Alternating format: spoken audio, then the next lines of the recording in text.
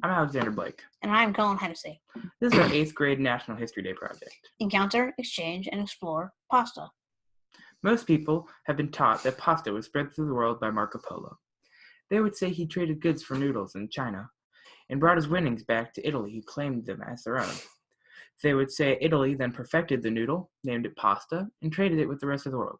But they'd be wrong. That mainstream story was actually created in a Canadian advertising campaign in the 1920s, and is a total lie. Here's the real story. In 5000 BC, the Chinese made noodles. There was physical evidence found of a long spaghetti-like noodle that dates to 2000 BC. It was made using two kinds of millet, called broomcorn and foxtail. The way we know this is that archaeologists found an overturned bowl in the Pompeii of China at Lagia on the Yellow River. Inside the bowl, there was a pile of preserved noodles that was confirmed to be about 4,000 years old and was made of the ingredients previously mentioned. Even though wheat was grown in 2000 BC, it was not widely cultivated until the Tang Dynasty between 618 and 907 AD. Noodles were a great food due to their long shelf life, the flexibility to combine it with different foods for variety, and the ease of preparation. It was a hearty carbohydrate and filled out their diet nicely. From 300 to 500 AD in the Middle East, the Arabs created a new form of pasta called itria. Itria was a pasta that was cut into long, thin sheets of dough. It was produced in mass quantities on the countryside and became a staple in terms of Arabian food.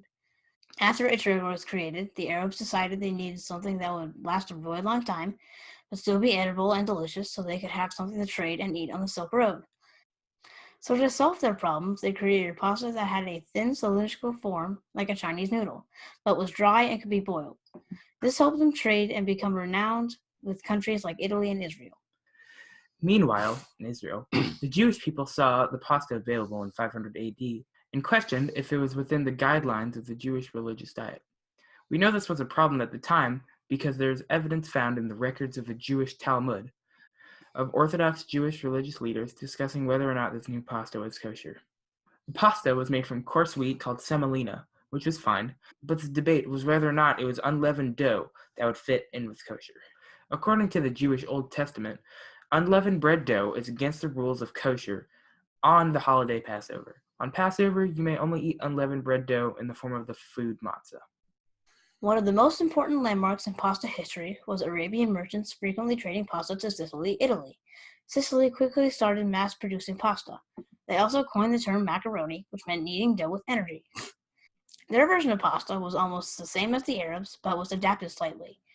Even with the adaptations, there are still many similarities between Arabian pasta and Sicilian pasta, such as cinnamon being incorporated in the dough. Many people would make and sell pasta within Sicily, easily making it a food staple there.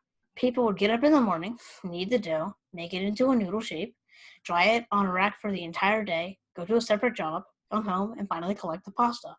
That either gave Sicilians the ability to make some extra money by selling pasta or save money by making their own.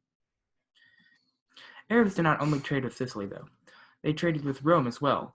The difference between their trade with the two cities was that they traded their dry pasta to Sicily, but their large sheets of pasta, or itria, to Rome.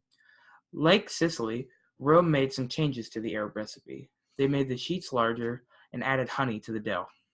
The Romans decided that they would start trading their innovative pasta sheets to the city of Naples. Naples took the sheets and layered them, along with meat and cheese, creating the worldwide beloved dish, lasagna. After pasta's massive success in Italy, Italy started trading pasta with more and more European countries, spreading it throughout Europe. Pasta then continued its journey through the world when a large number of Italian immigrants came to the Americas around 1870 to 1920 in search of a new life and brought their many traditions with them, including pasta. Pasta recipes then spread through the New World. That concludes the history of pasta. I hope you enjoyed. Thanks for watching. Yay.